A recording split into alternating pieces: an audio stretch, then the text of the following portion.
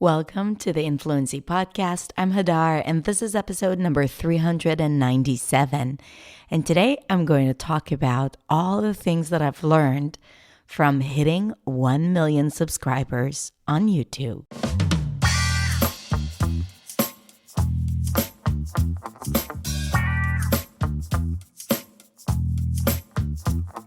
Hey everyone. So a few months ago, I finally hit 1 million subscribers on YouTube. Years ago, this was just like a pipe dream. I never thought it would ever be possible to get to 1 million subscribers. That milestone was saved to bigger and better creators than me. But throughout the years, as I grew my YouTube channel, I started realizing that, hey, maybe this is actually possible for me too. And at the beginning of 2024, we hit 1 million subscribers. I say we because it's not just me. I mean, I'm the face of the channel and I create the content, but I get a lot of help. I have an amazing editor and production manager and content director and content developer and designer, and we all work together towards just creating better content, sharing what we believe in, and also reaching as many people as possible around the world. And this milestone was a celebration for all of us. But when I started, it was just me. And throughout the years, I've learned a lot of things from this experience, from sharing videos and creating content and even thinking about hitting this goal of 1 million subscribers. And today I want to share with you a few of those things. So this is what this episode is about. So it's a more personal / professional episode that relates to the content I share for my students around the world. So let's go ahead and listen to today's episode.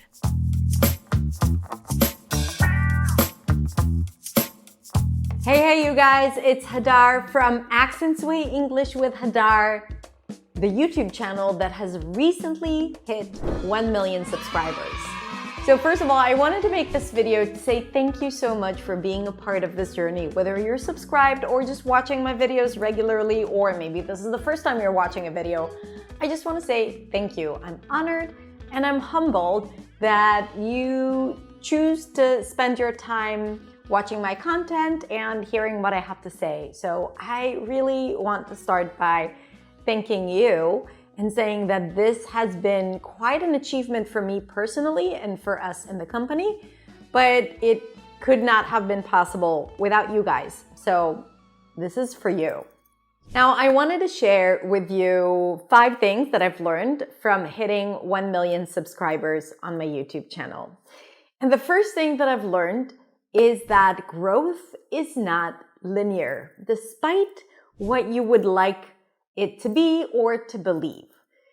So when you're growing a business or a YouTube channel or an Instagram account or anything really, you will notice that there are seasons or periods where everything that you do just works and you get the traction that you want and the views that you want, and people subscribe and people comment and people respond.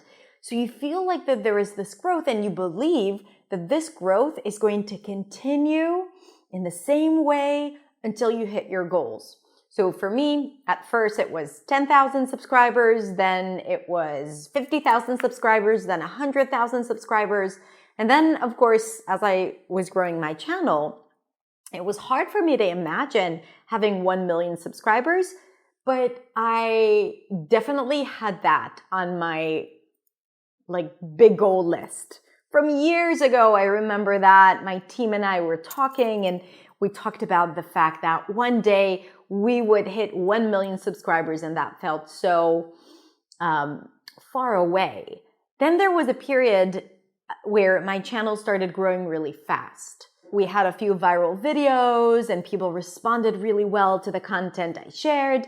And I thought, okay, that's it. It seems like I'm going to hit 1 million subscribers this year or this quarter, or, if we keep growing in the same way. Because we had a goal to hit 1 million subscribers in 2023. Then around mid or the end of the third quarter of 2023, after having this really, really nice growth, everything just started declining, or we hit a plateau in our growth. And it felt really strange because we were putting great content out there, if I may say, and we did the same things and we invested a lot of energy, but we haven't seen the same results.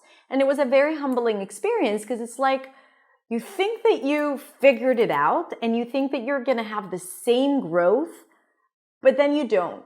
And then you just have to accept it. And then I ended up not posting for a couple of months, which also affected my channel. And then I realized that I'm not going to hit the goal in 2023. And I was like, that's fine, whatever, I'm still enjoying my audience and I'm still enjoying creating content. And it wasn't something that made me lose sleep in any way, but it's like a milestone that is nice to have when you have a YouTube channel. But I realized that growth is not linear, and you just have to accept the times where you're doing really well, and you also have to accept with love the times where you hit a plateau or everything starts declining, because it's really cyclical, and at some point growth will come again. And being in business for 16 years, I already know that to be true, so this is why I was not really worried about it. But we definitely wanted to cross it off our list. So now we have.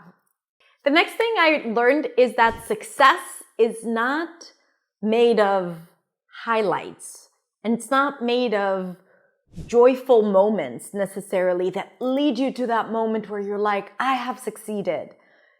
Success is based on tedious, boring, mundane, daily tasks that tend to be repetitive.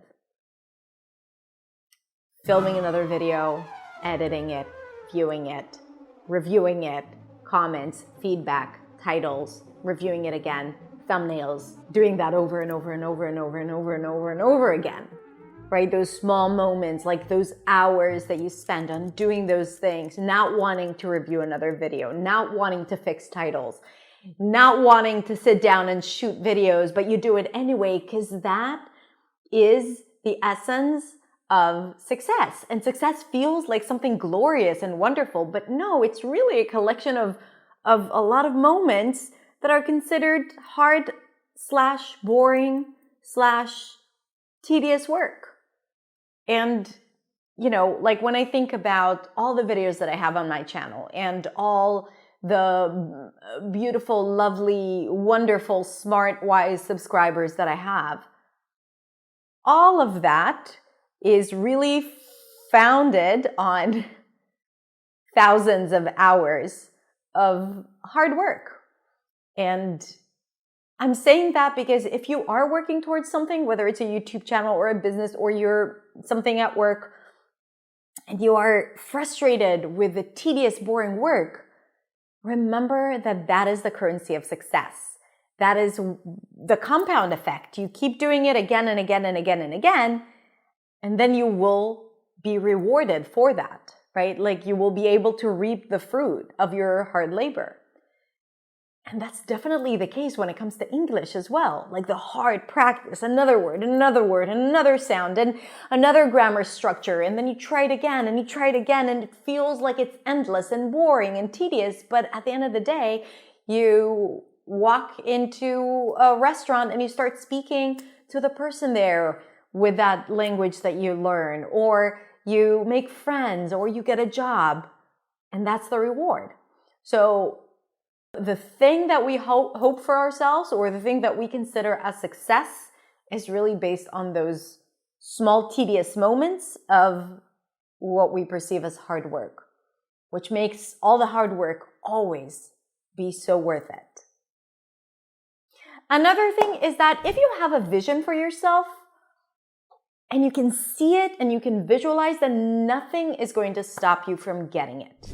Okay? And this is really important. I recently talked about it when I talked about my relocation experience and how I tried to get a visa to come live here in Barcelona. And one of the things that kept me going was the vision that I had for myself for, me living here and everything working out for me.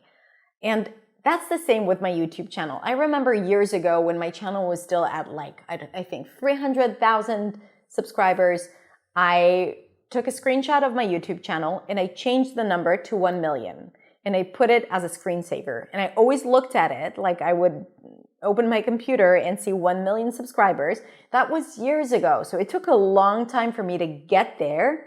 However, I knew that that was something that I needed. Now, it's not the number. It's not like 900,000 is not important, but 1 million is. It really isn't. But obviously, it's a milestone that I wanted to acknowledge because knowing that I have 1 million subscribers once upon a time seemed so far-fetched, so impossible, like a pipe dream for me. And as I got closer to it and it became more realistic, I wanted to get there so I could say to myself, that's it. Like I had a vision for my channel, for the platform that I have, for how many people I can speak to, and I was able to get there. So when you have a vision for yourself and you have clarity and you make it specific and you even make it visual like I did with a screenshot, then nothing can get in your way. It might take longer than expected, but you're going to get there. The fourth thing that I've learned is how to manage the conversation I have in my head about how I show up in my own success. Because at times where my growth was very, very small, and I was seeing all these other great channels of other people, whether it's in my industry or not, like growing and exploding, getting to millions and millions of subscribers. And I'd be like, I also put a lot of effort and time and thought into my content, but I'm not seeing the same results. So I found myself in situations like comparing myself to others. And I found myself in situations trying to find reasons for why that happens. Oh, it's because I'm a non-native speaker. Oh, it's because this is where I'm from. Oh, it's because my content is so complex. Oh, it's because I talk too much. Oh, it's because I don't do the speak like a native thing. And I started giving myself all these reasons for why I'm not seeing the growth that I want to see.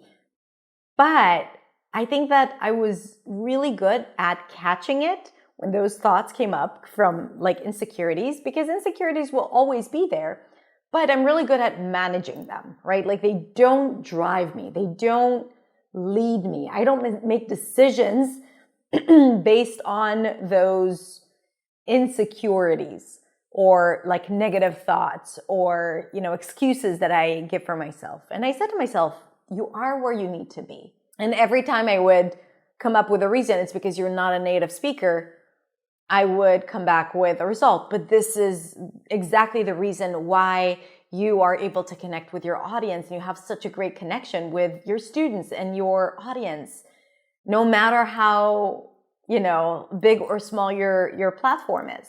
It's because my content is sometimes advanced and I speak fast. So yes, it could be the reason why I don't reach more people, but at the same time, I reach the right people who like to listen to how I teach and are interested in what I have to say. Or when I said, oh, you don't hop on trends of the speak like a native and be an advanced speaker, and that prevents you from reaching more people, then I would say exactly. And the content that I share is aligned with my values. And when it's time for me to reach that milestone, I will. I have all the time in the world. I have incredible students. I'm so grateful for the platform I have beyond YouTube. I have an incredible community, free community on Facebook. If you're not there, join the Influency community. I have an incredible membership ongoing membership with the most beautiful community of students called Beyond. I have an incredible program that usually attracts the best people in the world called New Sound. I am so blessed when it comes to finding the right people. And I think that a part of that is that I have my own pace and rhythm. And maybe it's different than how I had wished for it to be. It's still freaking amazing. And I'm so grateful. And I'm dead honest saying that. It was never something that made me feel really bad. But still, like I recognized those patterns and I was able to manage them. And I think that it's important to do that because when you recognize the patterns, then you recognize it in other areas as well in your life and in my case, in my business. And the last thing that I realized that is kind of going to contradict everything that I said up until now is that it's easy to get distracted by vanity metrics. 1 million subscribers, 100,000, 10 million, gold button, blue button, red button. It's really easy to get distracted by it. And there's like this sense of competition, internal competition that you have with yourself when you are a content creator. However, it really does not matter. The moment the 1 millionth person subscribed to my channel did not make that person more worthy than the first one who subscribed to my channel. So you see the number of views, you see the number of subscribers, but it's nothing like the true connection that I have with someone who's commenting something vulnerable and open or just showing gratitude. Looking at a big number or a round number is never going to feel as exciting as when I look at a comment that says, Hadar, you have really made a difference in my life. When I see a DM on Instagram of someone saying that because of me, they've started teaching English, or I've made their lives easier, or when someone in my program tells me that they got an English-speaking job and that has been their dream for years. Like that would never hold the same importance and space, so that even though we tend to follow vanity metrics and be kind of like, oh, she has so many followers, or he has so many followers, or 1 million subscribers, and that is amazing, and let's celebrate. All of that is great, and I love it, don't get me wrong, and I have had a goal to reach 1 million subscribers, but it's the true connections that make a daily impact in my life. It's the open channel that I have with my students that keeps me motivated and that makes me joyful and happy to do what I do and to wake up in the morning. It's not for the number. And I'm saying that because we can get distracted by it, especially when we're first starting out and we feel, oh, we only have a few hundred followers or subscribers. And what am I doing? It's like, who are those 100 subscribers that you already have? How can you serve them? How can you make connections? How can you get to know them so that you can feel like you've had impact on their lives and that they have impacted you and motivated you to keep going and to keep doing what you're doing? And it doesn't matter if it's 100, 100,000, or 100 million. Okay? So I think that's what really, really matters. Now, of course, having a larger platform means that you can help more people, but it doesn't make your work less important when you have less people. That's what I'm trying to say. And with that, again, thank you to all of you who commented and shared and liked and thought about the things that I had to share. And you opened yourself up for changing something in how you think, in how you practice, in how you use English, because that is the biggest gift that you could have given to me. And I'm grateful for this platform, grateful for YouTube, and so happy we're here. So what is my next goal? I don't know. It's probably not going to be 2 million, even though it's going to be really nice. But that's not my next goal. My next goal is to really create the best platform for you guys to reach limitless fluency. And I'm constantly working on that. So that's it. Thank you so much for watching. I hope this was somewhat interesting.